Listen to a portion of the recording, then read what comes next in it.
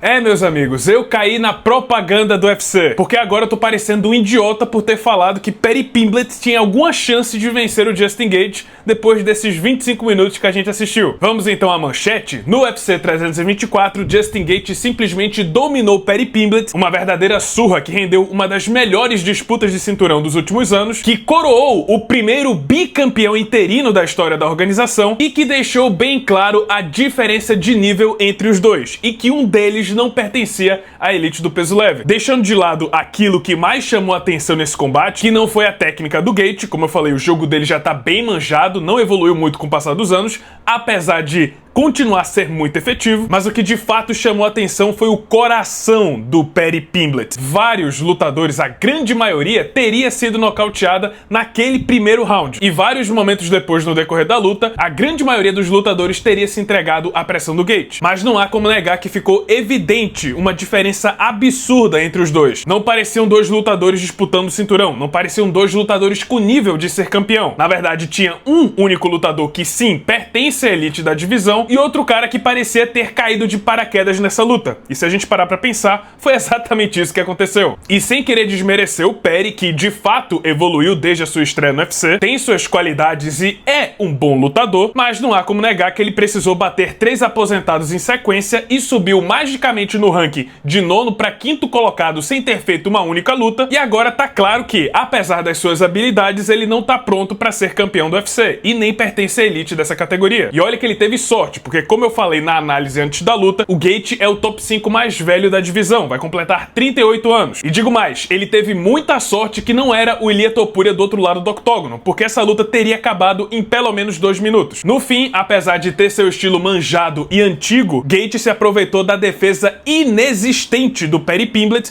para sentar golpes limpos e precisos, que resultaram em diversos knockdowns no decorrer da luta. Houve sim uma grande polêmica que foi naquele segundo round, onde descaradamente o Gaethje acertou o polegar dentro do olho do Paddy, infração que resultou no momento mais efetivo do Gaethje durante toda a luta e que provavelmente decidiu o restante do combate. Eu particularmente achei um absurdo o árbitro não ter tirado o ponto no round seguinte, porque foi bem clara a infração, mas não há como negar que desde o início da luta o cenário era o mesmo, parecia um adulto lutando contra um adolescente. Paddy também não conseguiu usar a sua principal arma, que é justamente o grappling, não conseguiu nenhuma queda durante o combate, diferente do Gaethje, que nunca tenta quedar e conseguiu 3 nessa luta. Paddy teve seus momentos, chegou a vencer 2 rounds, na minha opinião o terceiro e o quinto, mas o terceiro parecia um round onde o Gaethje tirou pra descansar, tanto que ele voltou a todo vapor no round seguinte. E o quinto round, já garantido na pontuação dos juízes, parecia mais uma vez que o Gaethje tirou o pé do acelerador. Percebeu que não ia conseguir nocautear o inglês e resolveu se preservar. Não houve momento onde o Gaethje corria sério perigo. No máximo deu uma balançada, mas se recuperava em questão de segundos. Bom, esse é o fim então da tão sonhada luta entre Ilia Topuria e Paddy Pimblett, e agora teremos Topuria contra Gaethje,